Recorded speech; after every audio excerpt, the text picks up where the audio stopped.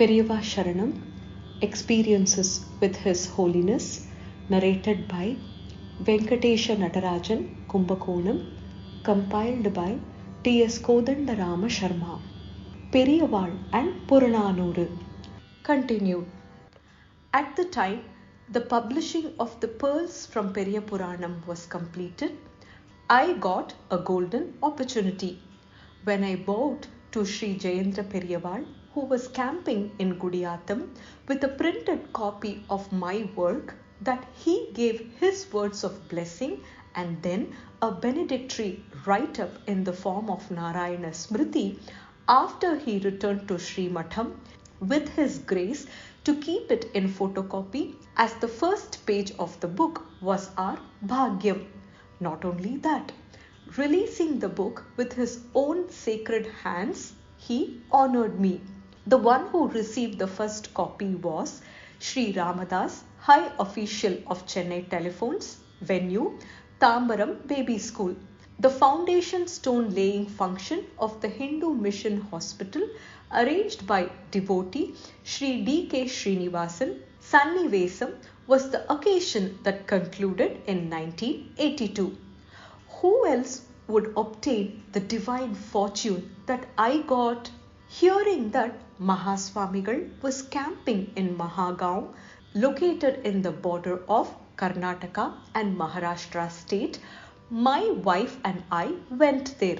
The time when the evening was about to faint, a small place keeping a tambalam, large plate of sloping rims, some pushpam, flowers, param, fruits and sugar lumps, and 2 copies of the published book, which was earlier blessed by his touching, we bowed and stood before him, closing our mouth with a hand.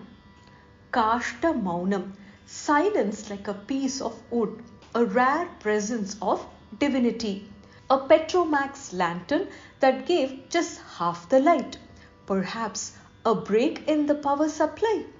On the front wrapper cover of the book, in blue-purple color on a yellow background, with his spread out locks of hair dancing, stood in silhouette the Adalarasan Nataraja of Chidambaram.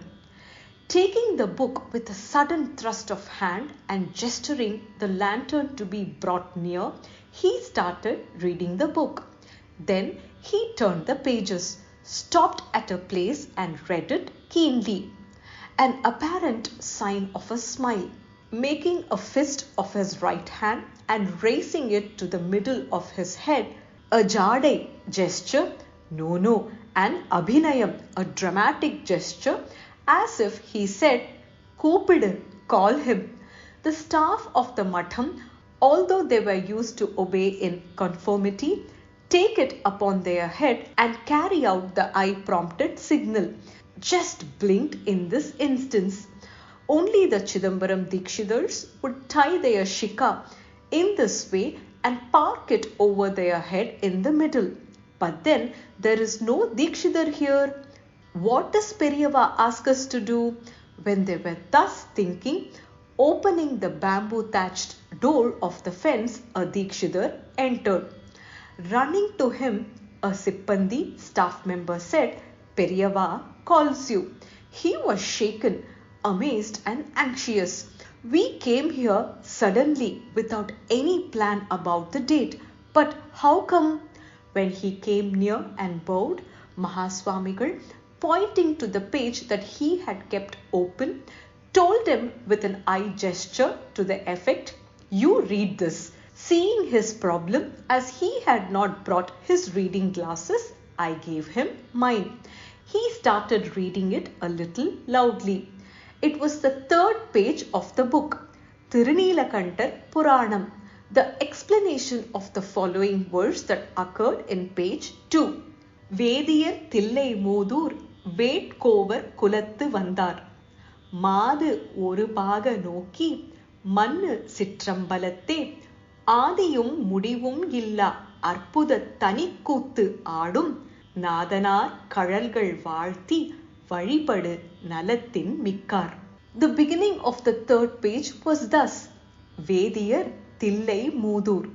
The Thillai Chidambaram, Sthalam, sacred place, renowned for its Vediyar, Vaidikas, Vedic people, initiated and ordained by Isha, Shiva himself, to be known as the Thillai Moovayiravar, the 3000 Brahmins of Thillai Chidambaram. Many testimonies would speak about their having done paripalana, administration of not just the temple but also the country and the people in conformity with dharma, administering the justice.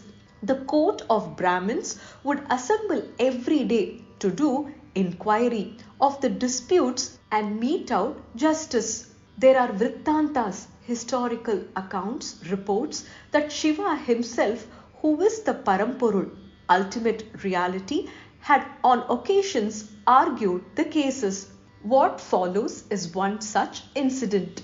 On a side note, apart from its importance otherwise, this Chidambaram was known for its assembly of Brahmins, a part of 3000 strong Brahmin clan, ordained and initiated by Lord Shiva himself to maintain the temple and administration thereof, which also met daily and heard disputes. In a few of these, Lord Shiva himself chose to be a prosecutor in disguise, as in the story too. A respected and feared clan of upright and God-fearing men who upheld dharma. The Dikshidhar raised his head and stood looking at Periyava. A tiny smile appeared in the sacred Mukha Mandala region of the face of Mahaswamigal. Whatever views did they exchange among themselves, only that Sarveshwara has its light, because for whatever reason the power supply that had broken until then was suddenly resumed. The reading glasses were returned to me. I came to know about the notable that he was Dr. V.V. Swarna Venkatesha Dikshidhar, a scholar who had obtained the title Sarvajanopakari, the one who serves the entire population. The one who made that Venkatesha Dikshidhar have a glance at my book that I dedicated to my father Venkateshan was Mahaswamigal. Thrilled and rapturous I became. 10-12 years later, when I met Dikshidhar in his house at the East Car Street in Chidambaram and reminded him of this incident, we both were much moved. Since he was unwell, his feelings were more acute. One Sri T.R. Srinivasan came to Sathanur for some years for the Tirumular festivity. He was my high school teacher during 1937-38, an engineer and a Pudukkottai resident. In the old age past 80, he wrote a book. What I write below is what he told us once in Sathanur.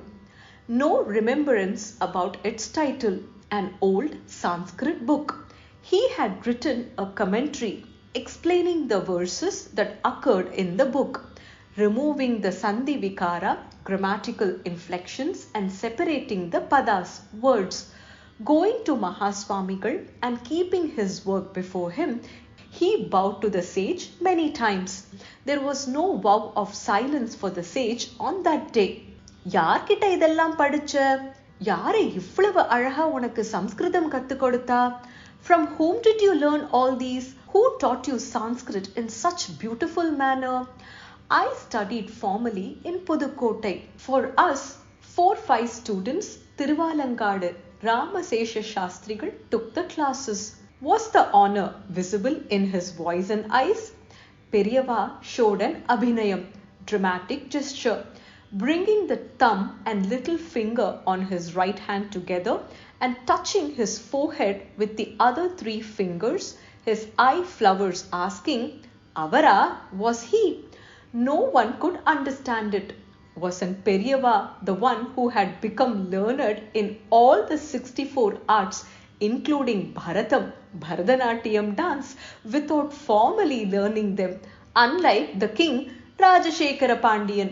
Who else can be like him in the body language with only Anga Cheshta, moving of limbs and not talking through the mouth?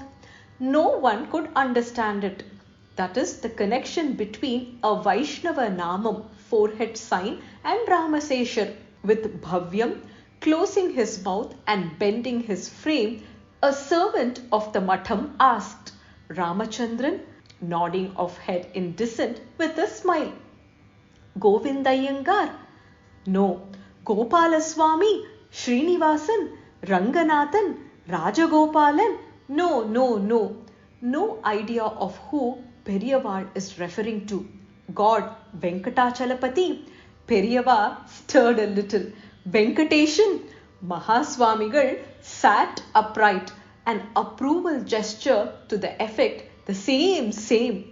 Looking at T.R. Srinivasan, with a signal and with no words, he asked, You speak about Venkateshan's Mamanar, father-in-law. In this manner, respect for our father, honor for our maternal grandfather, Shastra Ratnakara, in between with a small, what to say, snub, a sacred prompt for modesty. Sri T.R. Srinivasan himself spoke about this incident in the next Thirumolar festivity. Periyava Sharanam.